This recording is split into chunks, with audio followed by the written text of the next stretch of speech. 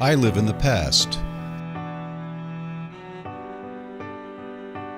At least that's what I tell people when they ask me where I'm from.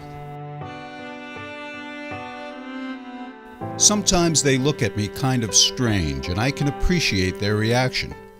But when I look at the world today, well, the past more than ever seems like a very nice place to be.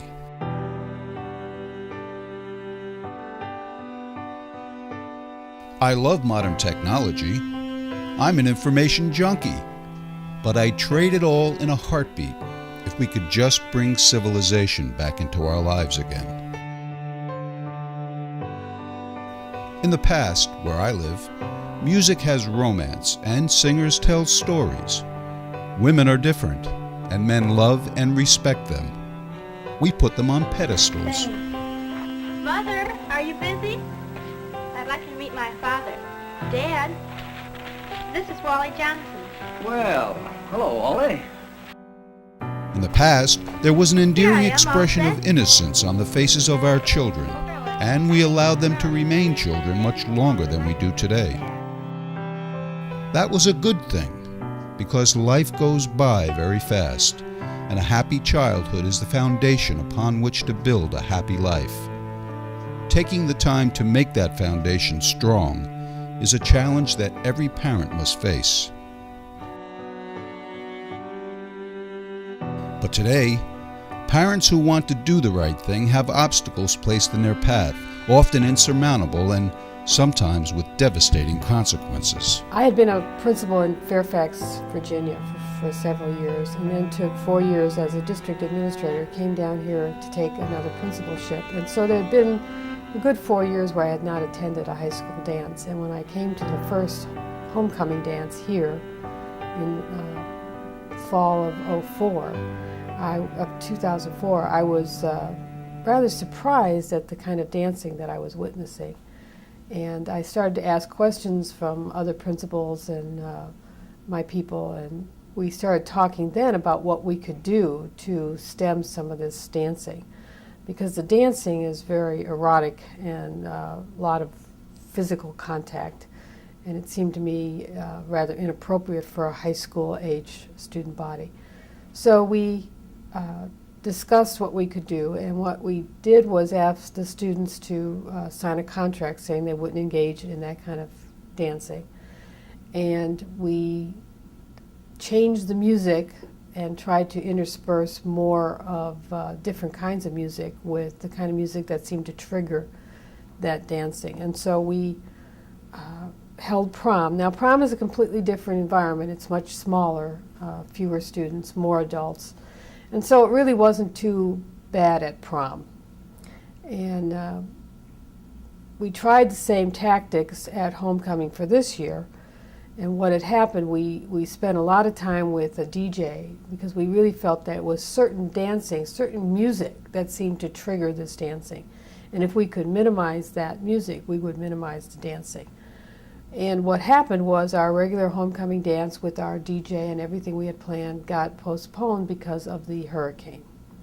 So when we rescheduled the dance, we couldn't get our DJ, we didn't get the same kind of planning. Everything kind of came together, but it wasn't as good. So this time, in order to make sure that parents knew what was going on, and to see if I could get buy-in from the parents before I did anything else, we videotaped the dance. And we showed the videotape to our parents. Now, we showed it only to our parents because it was, the whole purpose of it was to have a discussion with parents about what do they accept, what do they find acceptable.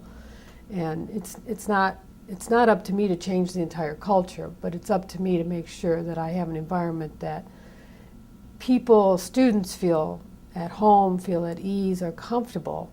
And I was sensing some of these students who were at the dance were not comfortable, that this did not feel like a good environment for them. And I wanted to make sure parents knew what was going on so that we could be partners in making any changes.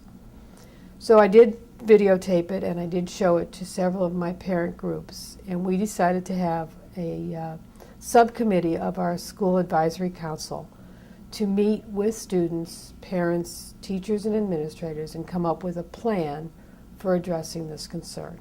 And we did. we spent a very long time, one evening, with some very intelligent, astute young people, and they talked about the dancing and how it is something they see on television. It is part of what the culture allows on television, and they become familiar with it as the way to dance. That's what they see, and that's the only experience they have with dancing, is these few school dances and what they see on television. So we asked them what were some things we could do, and they actually recommended a different kind of music, more carefully selected, interspersed with other kinds of music where they don't dance that way, a discussion with students about the expectation, and doing something to help them learn some other ways to dance. They're willing to dance other ways, they just don't really know any other way.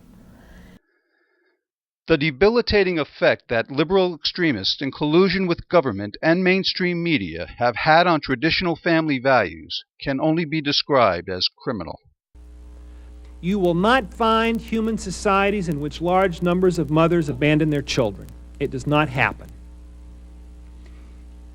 Today, large numbers of men are leaving their children because the father-child relationship is a weaker, a more fragile, a more perishable, a more breakable relationship.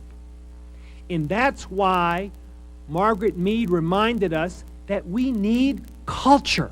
We need society to reinforce fatherhood, to teach and encourage and expect and to some degree enforce responsible fatherhood from males.